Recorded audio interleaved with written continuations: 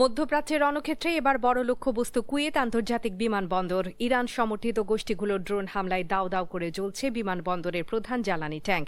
কয়েক ঘণ্টায় চেষ্টায় আগুন নিয়ন্ত্রণে এলেও ধ্বংস হয়ে গেছে গুরুত্বপূর্ণ রাডার ব্যবস্থা। ভয়াবহ এই বিস্ফোরণে কোনো প্রাণহানি না ঘটলেও ব্যাপক অবকাঠামোগত ক্ষয়ক্ষতি হয়েছে। গত ২৪ ঘণ্টায় কুয়েতের আকাশসীমায় অন্তত ১৫টি ড্রোন শনাক্ত করেছে প্রতিরক্ষা বাহিনী, যার ফলে পুরো উপসাগরীয় অঞ্চলে এখন যুদ্ধের দামামা বাজছে।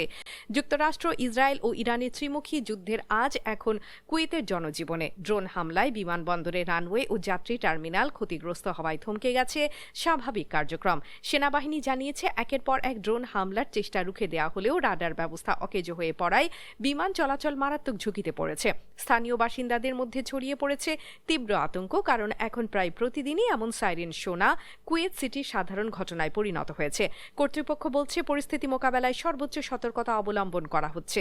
মূলত মধ্যপ্রাচ্যের এই সংঘাত ক্রমেই নিয়ন্ত্রণের বাইরে চলে যাচ্ছে, যার প্রভাব পড়ছে আন্তর্জাতিক জ্বালানি ও যোগাযোগ ব্যবস্থায়। ক্রমবর্ধমান এই উত্তেজনায় উপসাগরীয় অঞ্চলের নিরাপত্তা এখন বড় চ্যালেঞ্জের মুখে।